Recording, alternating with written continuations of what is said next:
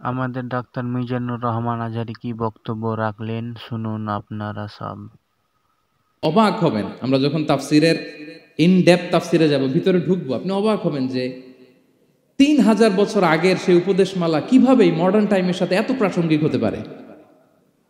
আজ থেকে প্রায় 3000 বছর আগের piece of advises 3000 years back in the history. এত আগের উপদেশ দেখবেন যে মনে হচ্ছে বর্তমান সময়ের জন্য এই উপদেশগুলো আল্লাহ ধরে ধরে কোরআনে তুলে ধরেছেন। তো এই জন্য আমাদের ছেলে মেয়েদেরকে আমরা কি নসিহত করব, এত দিকে তাকানোর দরকার নাই। বাসায় যে সূরা লুকমান খুলবেন, 31তম সূরা, 12 নম্বর আয়াত থেকে 19 নম্বর আয়াত পর্যন্ত, এই 8টা আয়াত আল্লাহ যা বলেছেন আপনি আর ভাবি মিলে সন্তানদেরকে এটা শোনাবেন। গুড ইনাফ, আর কিছু লাগবে না। প্রিয় ভাইরা, সন্তান আল্লাহর দেয়া অনেক বড় নেয়ামত। আল্লাহু আকবার। নেককার সন্তান আল্লাহর কাছে চাইতে হয়, চেয়ে নিতে হয়। নবীরা দোয়া করেছেন, রব্বি হাবলি মিনাস সলিহিন, আল্লাহ নেককার সন্তান দেন, হে আল্লাহ নেককার পুণ্যবান সন্তান দেন, আল্লাহ এমন সন্তান দেন যাদেরকে দেখলে আমাদের চোখ জুড়ায়। রব্বি জাআলনি মুকিমাস সলাতি ওয়া মিন যুররিয়াতি, আল্লাহ আমাকেও নামাজ কায়েমকারী বানান, আমার সন্তানকেও বানান। তো সন্তানের জন্য দোয়া করতে হয়, নেককার সন্তান চাইতে হয়। আপনারা যারা বিয়ে করেছেন এখনো সন্তান পান নাই, আল্লাহ তাআলা আপনাদেরকে অচিরেই এই সন্তান দান করে আপনাদেরকে ধন্য করুক। যারা এখনো বিয়ে করেননি, বিয়ের পরে আল্লাহ তাআলা আপনাদেরকে সন্তান দান করুক। এটা অনেক বড় নেয়ামত, এটা অনেক বড় নেয়ামত, এটা আল্লাহর কাছে চাইতে হয়। তো এই আলোচনাটা সবার সাথে প্রাসঙ্গিক। যারা বাবা তাদের তো লাগবে ইনস্ট্যান্ট, আজকে রাত্রে যেই শোনাইতে পারবেন। যারা বাবা হতে যাচ্ছেন তারাও আগে থেকে জেনে রাখলেন, ওয়েল প্রিপেয়ার্ড। আর যারা এখনো বিয়েই করেন নাই, প্ল্যান করে রাখেন যে এইটা আমি আমার ওয়াইফের সাথে প্ল্যান করে এই নাসিহাগুলো আমার সন্তানদেরকে আমরা শোনাবো। সবাই পড়ুন ইনশাআল্লাহ। এবার প্রশ্ন করি, উত্তর দেন। সূরাটার নাম কি? মাক্কি না মাদানী? কত নম্বর সূরা কোরআনের? 31 নম্বর সূরা। আচ্ছা প্রিয় ভাইয়েরা, কালামুল্লাহ মাজিদে কুরআন আল কারিমে আল্লাহ তাআলা মানুষের নামে মোট 8টি সূরা দিয়েছেন। মানুষের নামে কয়টি? এর মধ্যে 6টি সূরা 6 জন নবীর নামে। 6টি সূরা 6 জন। সূরা হুদ, সূরা ইউসুফ, সূরা ইউনুস, সূরা মুহাম্মদ, সূরা নূহ, সূরা ইব্রাহিম। এই 6 জন নবীর নামে 6টা সূরা।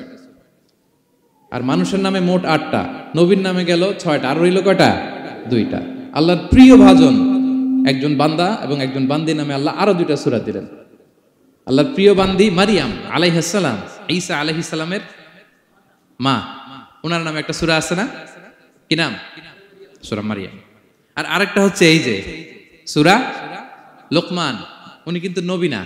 তাহলে আবার বলি, মানুষের নামে আল্লাহ তাআলা কোরআনে কয়টা সূরা দিয়েছেন? 8টি। এর মধ্যে 6টা দিয়েছেন 6 জন নবীর নামে, আর বাকি 2টা আল্লাহর 2জন প্রিয় বান্দাবান্দির নামে। একটা সূরা মারিয়াম আর একটা সূরাতু লোকমান। তো আমরা শুরুতেই জানবো যে এই লোকমান কে, কে ছিলেন তিনি। লোকমান আলাইহিস সালাম আল্লাহর প্রিয় ভাজন একজন ব্যক্তি ছিলেন, খুব বিজ্ঞ একজন মানুষ ছিলেন, খুব জ্ঞানী প্রাজ্ঞ একজন ব্যক্তিত্ব ছিলেন। দেখতে উনি কালো ছিলেন, কুৎসিত। চামড়াটা কি ছিল?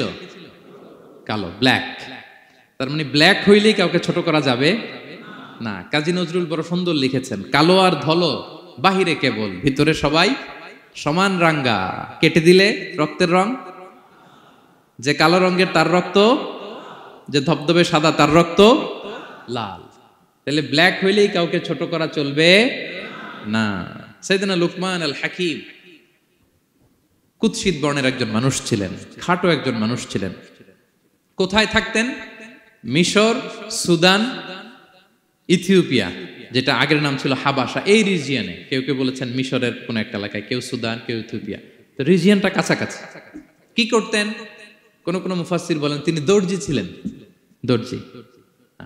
কেউ কেউ বলেন তিনি ছিলেন কানা নাজ্জারান, নাজ্জার মানে কাঠমিস্ত্রি ছিলেন।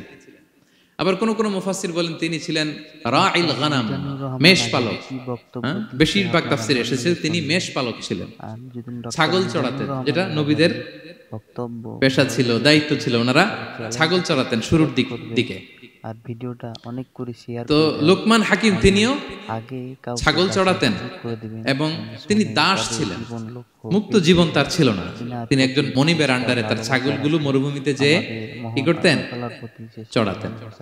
মজার ব্যাপার হচ্ছে সারা দুপুর, সারা বিকেল, সারা দিন ছাগল চড়িয়ে আসার পরে লোকমান যখন বাসায় ফিরে আসতো, তখন এলাকার লোকজন সবাই লোকমানের কাছে জড়ো হতো, আর উনি তাদেরকে তার প্রজ্ঞা, তার বিজ্ঞচিত কথাগুলো শেয়ার করতেন, শোনাতেন, এগুলো বলতেন।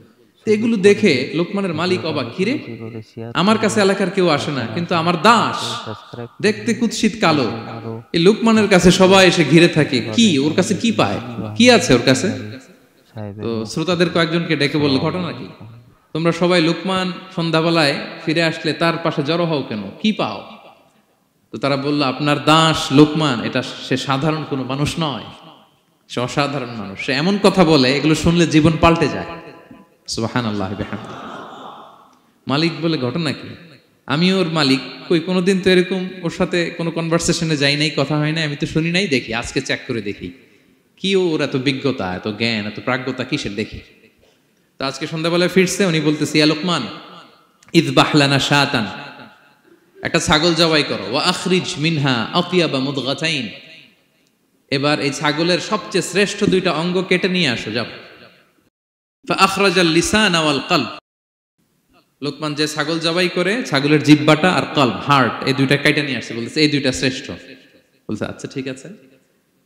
মালিক আবার বলল, ওয়াযবাহ লানা শাতান উখরা ইয়া লোকমান, যাও আরেকটা জবাই করো, ওয়া আখরিজ মিনহা আখবাসা মুদগাতাইন, এবার সবচেয়ে নিকৃষ্ট দুইটা অঙ্গ ছাগলের কেটে নিয়ে আসো, যাও দেখি তো। ফাআখরাজাল লিসান ওয়াল কলব, সে আরেকটা ছাগল জবাই করে আবার জিহ্বা আর হার্ট, কলব কেটে নিয়ে আসছে, বলছে এই যে এটা সবচেয়ে নিকৃষ্ট। তো মালিক বলে, মা হাযা ইয়া লোকমান, মা লাকা ইয়া লোকমান, ঘটনা কি লোকমান? শ্রেষ্ঠ দুটো অঙ্গ কাটতে বললাম, জিহ্বার কলিজা হৃদয় কেটে নিয়ে আসলা, বললাম সবচেয়ে নিকৃষ্ট দুটো অঙ্গ কাটো, আবার জিহ্বার এটা কেটে নিয়ে আসলা।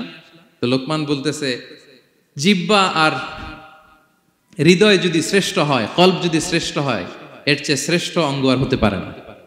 আর জিহ্বা আর কলব যদি খারাপ হয়, মানুষের মুখ আর হৃদয় যদি খারাপ হয়, এর চেয়ে নিকৃষ্ট অঙ্গ আর হতে পারে না। সে তো অবাক, তাই তো? সে চিন্তা করে দেখে, তাই তো, এই মুখ দিয়ে মানুষ ভালো কথা বলে, সত্যের পায়গাম পৌঁছায়, মানুষের কল্যাণের জন্য ডাকে, জিকির করে, তাসবিহ পড়ে, কোরআন তেলাওয়াত করে, তখন তো এই জিহ্বা শ্রেষ্ঠ। আবার এই জিহ্বা দিয়ে যখন সে সমালোচনা করে, গীবত করে, শেখায়াত করে, অন্যকে গালি দেয়, কটু কথা বলে, তখন তো এই জিহ্বাটাই নিকৃষ্ট, ঠিক কিনা? আবার এই হৃদয় দিয়ে, এখানে সিনায় যখন আল্লাহর জিকির বসায়, এই হৃদয় দিয়ে মানুষের কল্যাণের কথা চিন্তা করে, সত্যের কথা চিন্তা করে, তখন তো এটা সবচেয়ে ভালো। আবার এই হৃদয়ে যদি অন্যের ব্যাপারে হিংসা পুষে রাখে, এই হৃদয়ে যদি সে নিজের ব্যাপারে হাই স্টিম, অহংকার পুষে রাখে, তাইলে হৃদয়ের চেয়ে খারাপ অঙ্গার হতে পারে? মালিক অবাক হয়ে গেল, বলতেছে, তাই তো লোকমান, আসলেই তুমি অনেক প্রাজ্ঞ, অনেক বিজ্ঞ, যাও, তোমাকে আমি আর এই বন্দিত্বের মধ্যে আটকে রাখতে চাই না, তোমাকে আমি এই ভালো কথাগুলো গণমানুষের কাছে পৌঁছে দেওয়ার জন্য আজ থেকে তোমাকে লোকমান আমি আজাদ করে দিলাম। মুক্ত জীবন পেয়ে মুক্ত বিহঙ্গের মতো তিনি উড়ে বেড়াতে লাগলেন, আর মানুষের কাছে তার এই প্রাজ্ঞ বিজ্ঞচিত কথাগুলো তিনি ছড়াতে লাগলেন। তো তিনি তার সন্তানকে ডেকে বলেছিলেন, কিছু উপদেশ দিয়েছিলেন ডেকে, যে বাবা এটা করো, এটা করো, এটা করো, এটা করো না। এই তার সন্তানকে এই উপদেশগুলো তিনি যে দিলেন, আল্লাহ তাআলার কাছে এত ভালো লেগেছে, এতই চমৎকার এবং পারফেক্ট মনে হয়েছে, আল্লাহ তাআলা কিয়ামত পর্যন্ত গোটা বিশ্বের সব বাবারা, মায়েরা যেন তাদের সন্তানদেরকে এই উপদেশ দিতে পারে, হুবহু লিটারালি ওই কথাগুলো আল্লাহ তাআলা কোরআনের মধ্যে তুলে দিয়েছেন। আজকের সূরা লোকমানের দ্বিতীয় রুকুতে মূলত এই তাফসীরটাই আপনাদেরকে শোনাবো। তো কোন প্লট, কোন স্লট আজকে আলোচনা হবে, সবার কাছে ক্লিয়ার? হ্যাঁ, আগ্রহ জাগছে, জানার ব্যাপারে আগ্রহ জাগছে? আচ্ছা, আসুন আমরা মহাবিশ্বের মহাগ্রন্থ আল কোরআন আল কারীম থেকে সরাসরি আলোচনা শুরু করি। আমরা আউযু বিল্লাহ দিয়ে শুরু করি, সবাই পড়ুন, আউযু বিল্লাহি মিনাশ শাইতানির রাজীম, বিসমিল্লাহির রহমানির রহিম।